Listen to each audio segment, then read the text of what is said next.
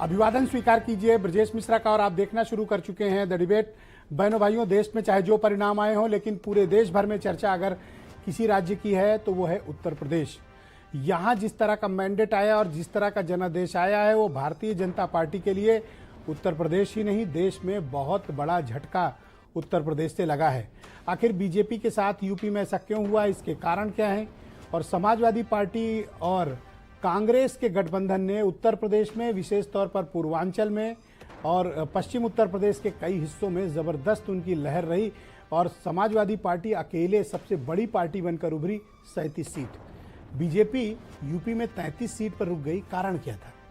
हम सभी कारणों पे, किस जाति का वोट कहाँ गया, क्या मुद्दे चले क्या नहीं चले, आज इस पर हम विस्तृत विवेचना राजनीतिक रूप से करते हैं। बहनों भाइयों, उत्तर प्रदेश का जनादेश क्या संदेश लेकर आया? यूपी का जो जनादेश है वो इशारा करता है मंदिर मस्जिद नहीं चला, हिंदू मुसलमान नहीं चला, तालिबान पाकिस्तान नहीं चला, कोई भी ऐसे सांप्रदायिक या धार्मिक मुद्दे उत्तर प्रदेश के भीतर नहीं चले जिन मुद्दों की वजह से चुनाव पर कोई असर पड़ा। तो फिर क्या चला? आरक्षण चला, संविधान चला, रोजगार चला, महंगाई चली, अग्निवीर चला, पुलिस का डंडा चला, मध्यम वर्ग पर टैक्स का अत्यधिक दबाव चला, गांव ग्रामीण की जो आर्थिक स्थिति खराब है वो मुद्दा चला और इस मुद्दे को बीजेपी वक्त रहते पकड़ नहीं पाई, जिसके कारण और दूसरा एक वजह थी अधिकांश तौर पर बीजेपी के जो चुने हुए सांसदों का जो आचरण पार्टी संगठन, विधायकों के प्रति और आम जनता के प्रति था, उसमें अधिकांश जगह ये शिकायतें आईं कि ये अहंकार में मदमस्त थे, अहंकार में चूर थे।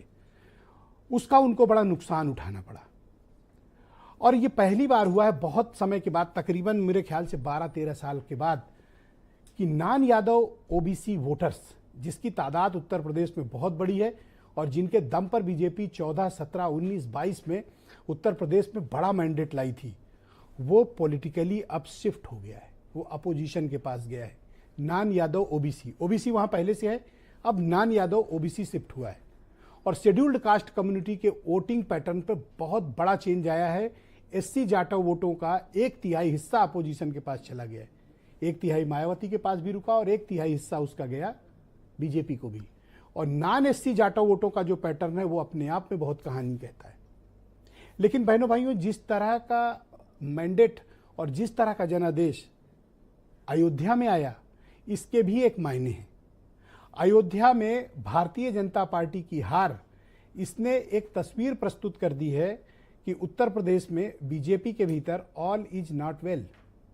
अयोध्या में कण-कण में राम है, लोगों के रोम रोम में राम है, लेकिन राम के नाम का अत्यधिक राजनीतिक इस्तेमाल भी बीजेपी को भारी पड़ा और वहां अपोजिशन ने जिस तरह की सोशल इंजीनियरिंग की वो सामान्य तौर पर देखने को नहीं मिलती कि जनरल सीट पर शेड्यूल्ड कास्ट उम्मीदवार को उतारा।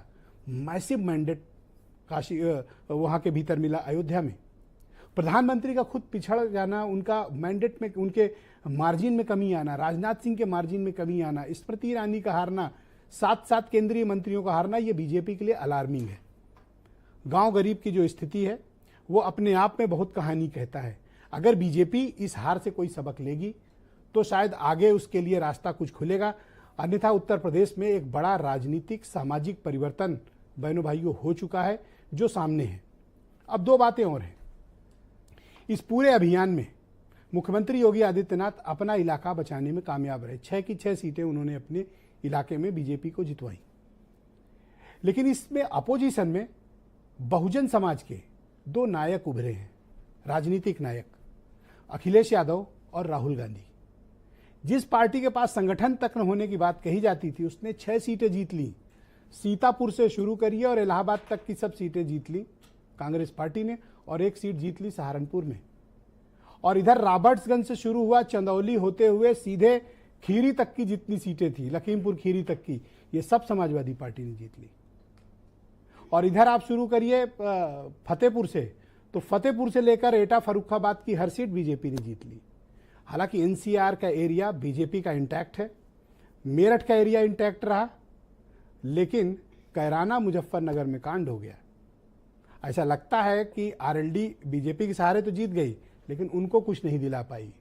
और एक ऑब्जर्वेशन और है, बीजेपी के सहयोगी उसके लिए कुछ लाइबिलिटी बन गए।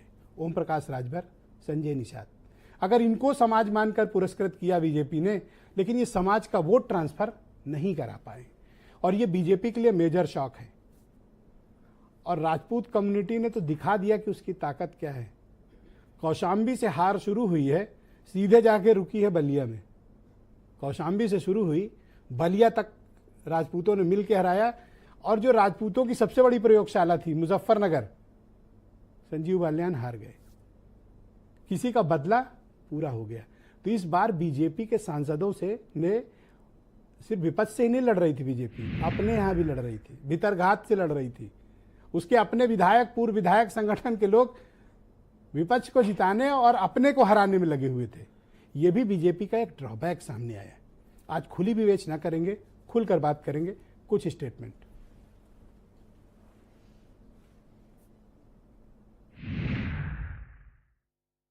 जनता ने नकारात्मक राजनीति को नकार दिया है। नकारात्मक राजनीति के खिलाफ मतदान हुआ है।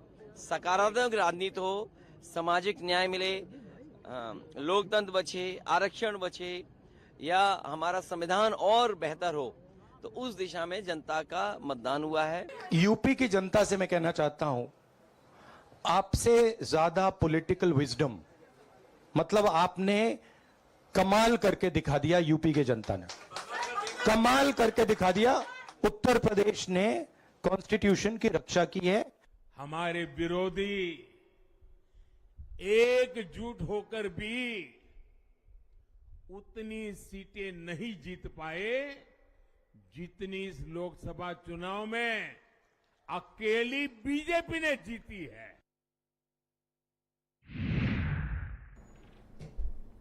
तो बहन भाइयों, आज की डिबेट शुरू करेंगे। समीर सिंह उत्तर प्रदेश में बीजेपी के प्रवक्ता हैं, कर्नल शरद शरण सिंह समाजवादी पार्टी के प्रवक्ता हैं, सुरेंद्र राजपूत मेरे साथ मौजूद हैं, कांग्रेस कमेटी के प्रवक्ता हैं, और सीनियर जर्नलिस्ट, टेलीविजन जर्नलिस्ट विनय राय जी मेरे साथ आज स्टूडियो में मौजूद हैं।